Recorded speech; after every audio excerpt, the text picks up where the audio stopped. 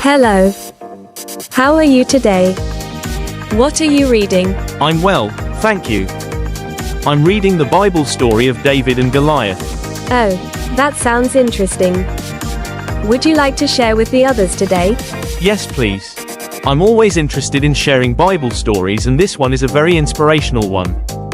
Hey guys, today I am telling you about a courageous boy called David and his inspirational fight with a bad giant guy called Goliath. This happened a long time ago. Yeah!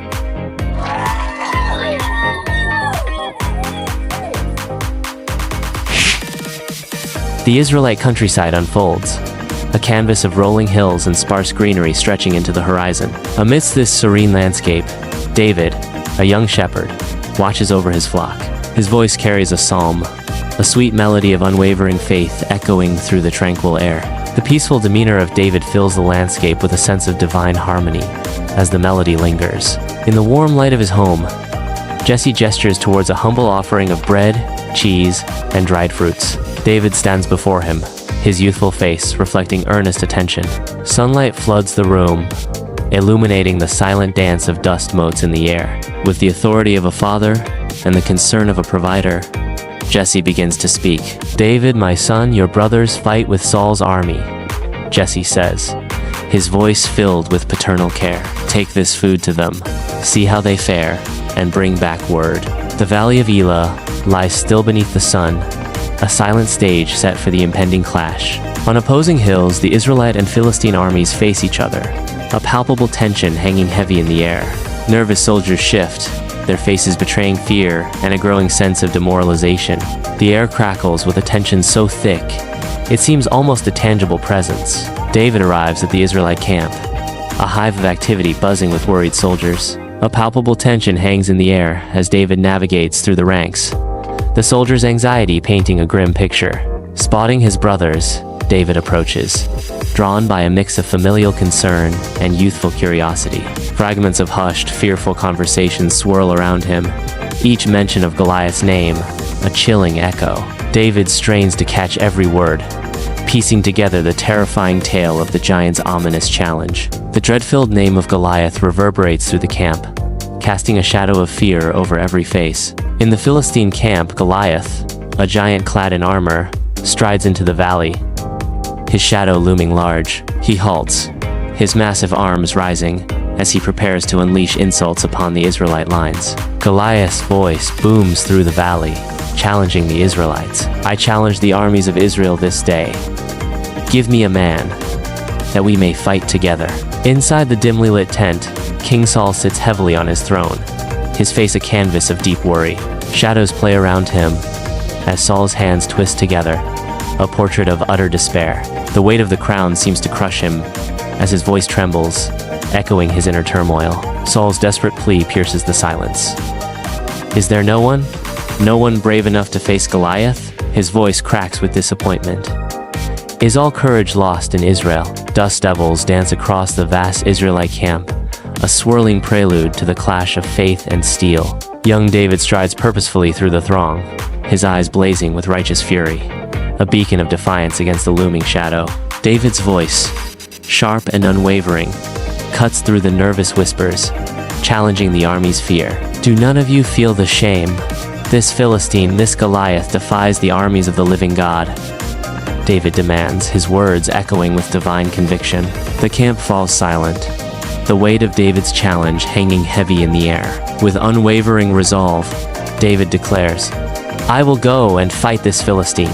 Sunlight pierces through the tent, casting long shadows on Saul, the king, who sits heavily armored. Before him, David, a young shepherd, stands with a fire in his eyes. David begins, recounting his past.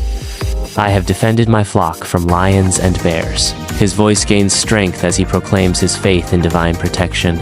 "God will deliver me from this Philistine giant." Saul watches him, a flicker of hope igniting in his weary eyes. Sunlight floods the armory, illuminating rows of armor as Saul gestures, presenting a heavy suit to the young shepherd, David. David struggles, the metal plates restricting his movement. Saul presents a massive sword, its polished surface reflecting David's doubtful expression. David takes a practice swing, nearly losing his balance. He shakes his head, removing the armor and setting aside the sword. David picks up his simple shepherd's staff, testing its weight in his hand as he readies his sling and pouch of stones. David makes his descent into the valley, a solitary figure against the vast landscape. The imposing figure of Goliath looms ever closer, a stark contrast to David's youthful appearance. The Israelite army watches with bated breath, their silence amplifying the tension. The Philistine army mirrors their counterparts, a sea of faces etched with anticipation and disbelief. A profound silence descends upon the valley of Elah, broken only by the distant whisper of the wind. In the valley of Elah, Goliath's towering presence casts a long shadow over the youthful David. Goliath surveys David with contempt, noting his lack of armor. A cruel smile slowly spreads across Goliath's face, revealing his disdain. Goliath's voice booms across the valley. "Am I a dog, that you come at me with sticks?" David stands firm, facing the giant Goliath, armed only with simple sticks. The silence of the valley amplifies Goliath's challenge, the tension palpable. Under the scorching sun of the valley of Elah, a lone figure stands resolute. David's unwavering gaze pierces through the heat haze, locking onto his formidable opponent. David's voice echoes across the valley. "You come against me with sword and spear." David's voice gains strength, challenging the defiance. "But I come against you in the name of the Lord Almighty." David declares the divine power. "The God of the armies of Israel, whom you have defied." The valley holds its breath, awaiting the inevitable clash between faith and might. In the valley of Elah, David sprints with youthful vigor towards the looming figure of Goliath. His hand plunges into his pouch, emerging with a smooth stone, a glint of determination in his eyes. With practiced ease, he places the stone securely in his sling. The leather creaks as David whirls the sling above his head, a blur of motion against the sky. With a final decisive release, the stone hurtles towards the giant. The stone streaks across the valley, a silent messenger of David's courage and faith. In the valley of Elah, a stone flies, an unseen force hurtling towards destiny. The stone finds its mark, Goliath's forehead. Goliath stumbles, his massive frame faltering. The giant crashes to the earth, a thunderous sound echoing through the valley. Silence descends as Goliath lies still, his shadow a stark reminder of the battle. The valley witnesses the impossible, a giant felled by a single stone. With unwavering resolve, David races towards Goliath, a whirlwind of youthful determination against a mountain of brute force. Reaching the fallen giant, David seizes Goliath's massive sword. With a swift, decisive motion, he raises the sword high, a flash of steel against the sky. The blade descends, severing Goliath's head in a single, brutal stroke. Goliath's head falls to the ground with a heavy thud. A collective gasp rises from the Philistine army as they witness their champion's demise. Panic erupts, and their ranks dissolve into utter chaos. The valley of Elah explodes with the triumphant cheers of the Israelite army, their jubilation echoing through the landscape. A surge of soldiers floods forward, an unstoppable wave of righteous might crashing against the Philistine lines. The Philistine lines shatter under the Israelite onslaught, scattering in disarray as defeat descends upon them. Faces flush with triumph, the Israelite soldiers bask in the exhilaration of victory, their spirits soaring with newfound confidence. The Israelite army advances, a relentless wave of warriors surging across the battlefield. Swords flash under the sun, cutting down the fleeing Philistines. Cries of victory echo as the Israelites press their advantage. The Israelite soldiers swarm the abandoned Philistine camp, seizing spoils. They tear through tents and wagons, grabbing anything of value. The battlefield is now theirs, a testament to their victory. David, the dust of battle, clinging to his weary face, approaches Jerusalem. In his hands he bears the severed head of Goliath, a chilling testament to his unlikely triumph. Jerusalem explodes with jubilation at the sight of their champion. The streets overflow with citizens, their voices merging into a rapturous symphony of song and dance, celebrating David's victory. David enters Saul's palace, the severed head of Goliath raised high. Saul sits on his throne, his face a mask of awe and suspicion as he witnesses David's triumph. The court watches in silence, their eyes fixed on David, their expressions reflecting the weight of his victory. The grand hall of Saul's palace stands as a silent witness to David's growing legend. Under the blazing sun of Jerusalem, a symphony of color and sound erupts as the women of Israel fill the streets with dance. Their vibrant voices rise, echoing through the ancient city's stone walls, proclaiming, "Saul has slain his thousands, and David his tens of thousands." A dance unfolds, each step a celebration of strength and unity, under the watchful gaze of the ages. Their voices blend into a powerful chorus, each word a testament to the legends of valor and victory. The ancient stones of Jerusalem seem to pulse with the rhythm of their celebration, a timeless echo of triumph. The city resonates with their song, a vibrant tribute to heroes and a testament to the enduring spirit of Israel.